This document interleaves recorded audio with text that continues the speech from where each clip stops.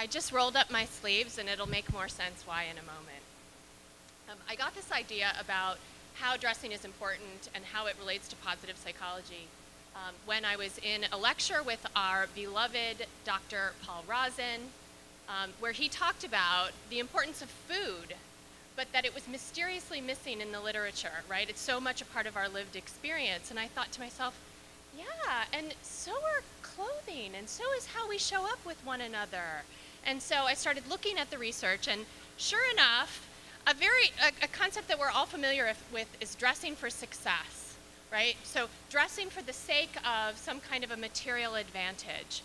But I want to offer that I think an equally, if not more important pathway is dressing for our own well-being and dressing to influence ourselves in positive ways.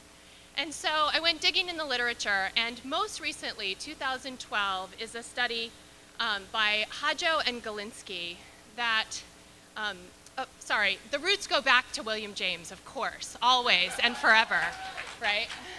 The Principles of Psychology in 1890, and William James said, we have as many selves as we have social roles in the world, and that we actually make these roles possible through the use of symbols, which can be found in clothing.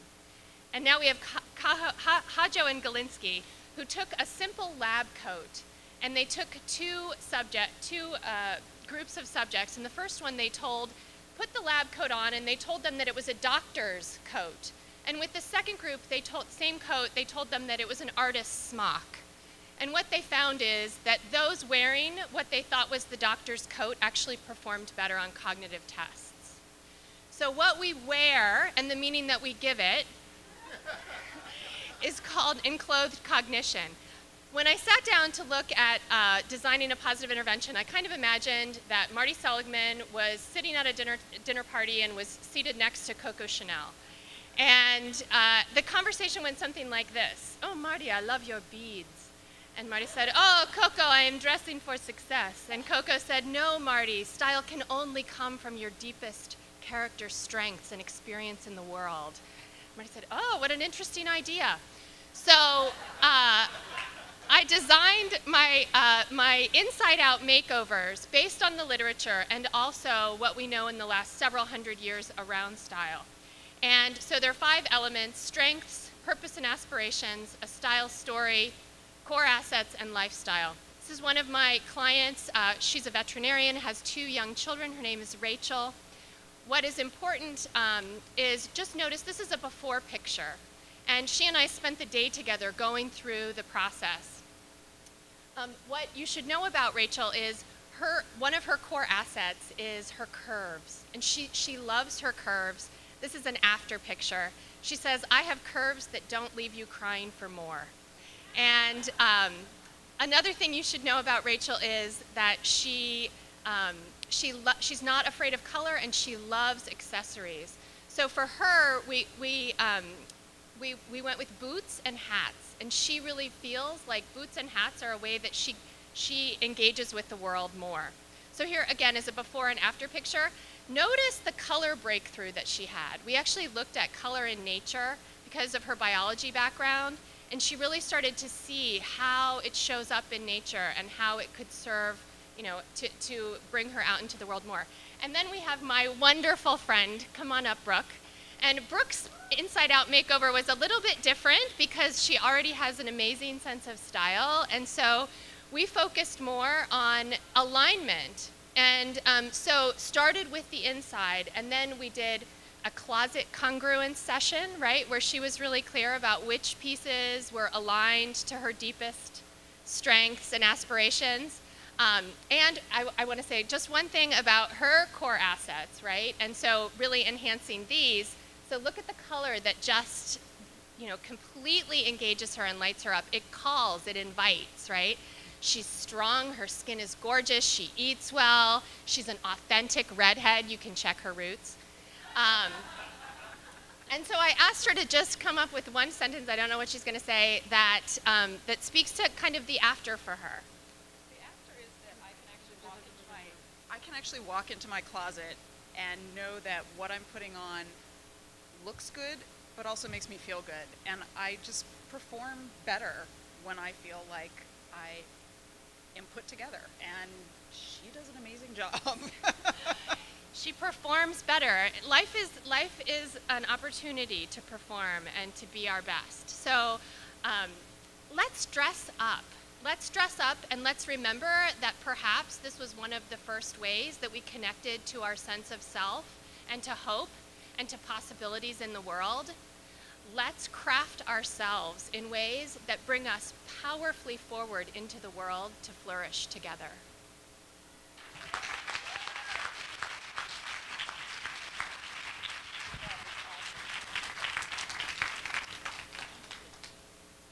Questions for Jen? Caroline, have you looked at nail polish? Can I ask you to speak into the mic, Jen? I haven't, although I'm completely obsessed with nail polish. And my favorite color is Revlon Fearless. So check it out. But did you have a follow-up? I mean, were you like, is there research about nail polish and the naming of nail polish? Is that your question?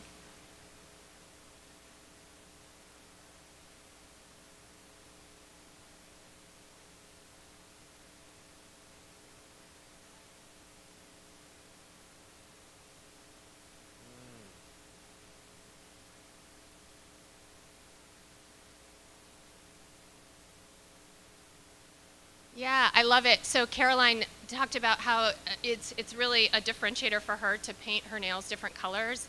And I would offer that not only attracts attention, but the right kind of attention so that people are curious and they move towards you. And I would say that this is an example of positive deviance, right?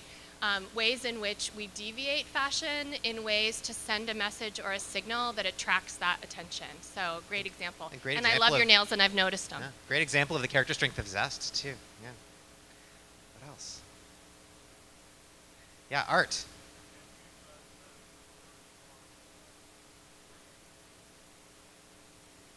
Have you done any research on personal branding through your clothes? I haven't, but the third element of my intervention is about style stories, which is essentially the story that you tell yourself about the clothing that you're wearing. What does it say to you first, and then maybe what does it say to other people? Because clothes are always talking, right? It's a whole language. That's why we wear clothes. Like even sociologists say, you know, in hot climates, there's no reason for people to wear clothes, but they do.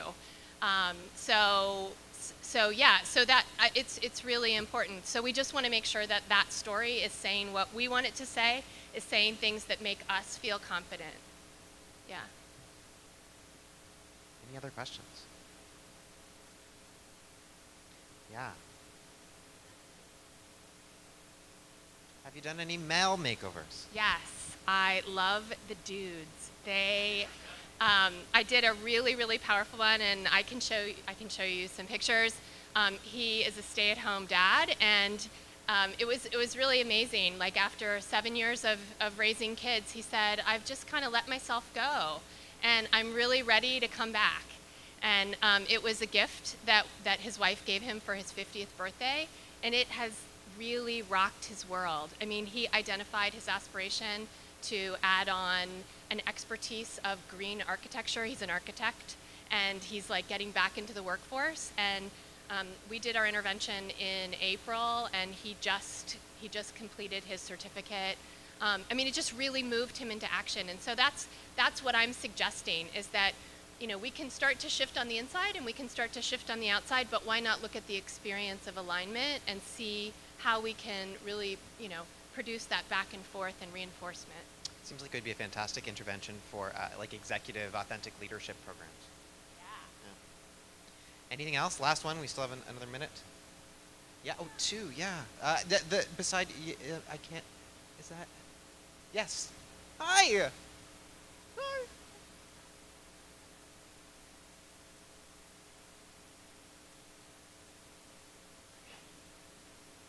We want to reinvent ourselves. Is there any kind of assessment or anything that we can do on our own? Yeah, I mean, you can download my capstone, and in it is a 30-page applied walkthrough. So that's one place. Scholarly Commons, is it on the Scholarly Commons? It's on Scholarly Commons. Is all Commons. of your capstones on Scholarly Commons? Yeah, Great. yeah. I mean, it's changed some. Like I've updated it and refined it, and I have a website. It's called Flourishing Style, FLEURISHING. And I'm looking at, really interesting models for maybe how women can support each other to do this, or men can support each other to do this in small groups, and little changes locally, and all of it. So. Thank you so much, Jen.